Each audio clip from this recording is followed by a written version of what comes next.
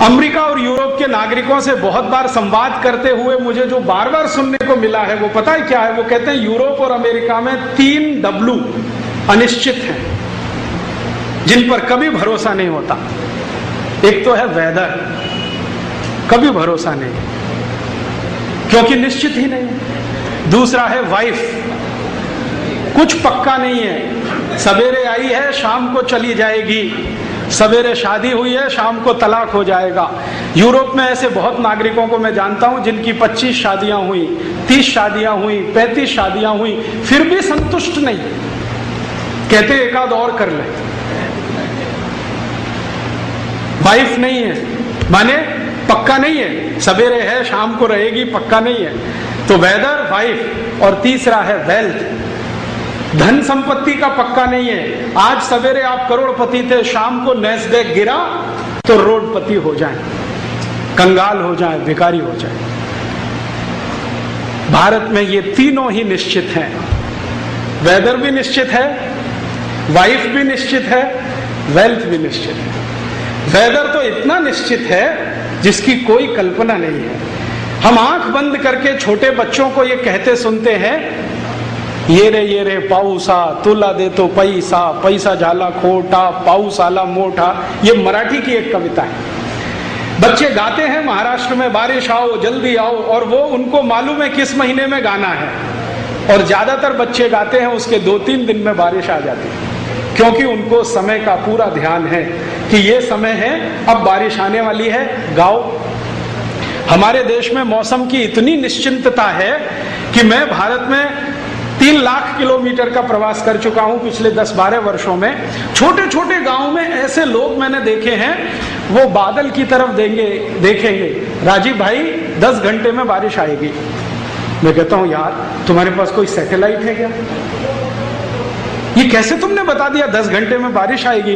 वो कहते हैं जी सैटेलाइट क्या होता हमें नहीं मालूम, लेकिन ये बादल का रंग देख के हमें मालूम है कि 10 घंटे में आएगी कि 15 घंटे में आएगी या नहीं आएगी। और हमारा करोड़ों करोड़ों रुपए का सैटेलाइट हर रोज फेल होता है। वो बोलता है कि आज कोटा में 24 घंटे मूसलाधार होगा, आज दिन में एक बूंद भी नहीं गिरी है।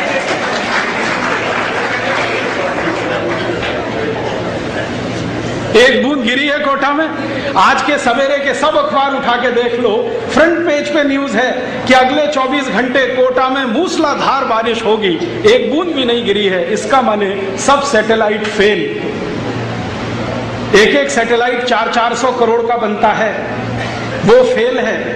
और यहां गांव में रहने वाला साधारण गरड़िया जो बकरी चराता है, वो आसमान देख के बता देता है कि 10 घंटे में बारिश आएगी, 15 घंटे में आएगी।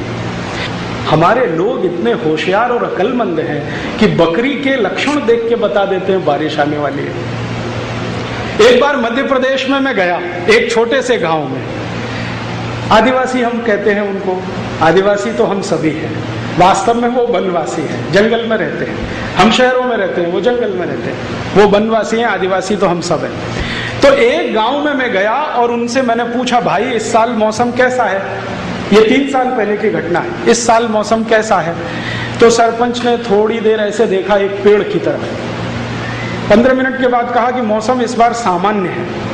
मैं पूछा कैसे? तो उसने कहा ये पेड़ देख रहे हो ना, इसमें कोयल का घोंसला देख रहा हूं।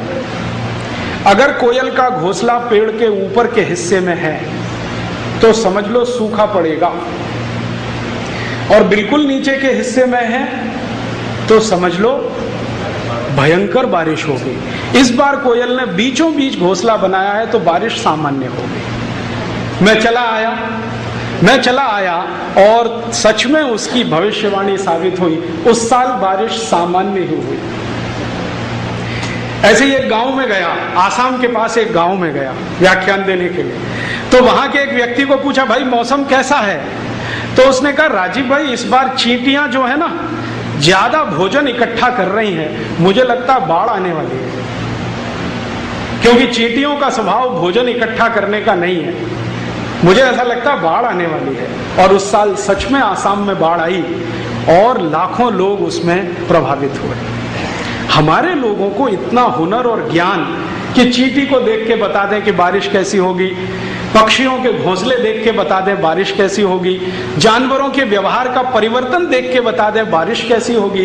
इसका अर्थ एक ही है कि यहाँ मौसम बहुत निश्चित है, और जब हर चीज निश्चित होती है तो सिम्टम्स परफेक्ट होते हैं, उसमें वेरिएशंस नहीं होते। यूरोप में ऐसा कुछ भी निश्चित नहीं है, वेदर तो बिल्कुल निश्चित नहीं। भारत और यूरोप का अंतर अभी शुरू हो रहा है, वेदर बिल्कुल निश्चित नहीं। वाइफ यूरोप में तो वो सोच ही नहीं सकते हैं कि एक पत्नी के साथ कभी एनिवर्सरी मनाने को मिले।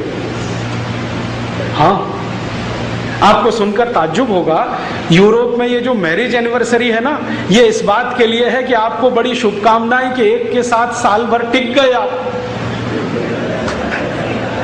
साल भर टिक गए, बड़ी भारी शुभकामनाएं।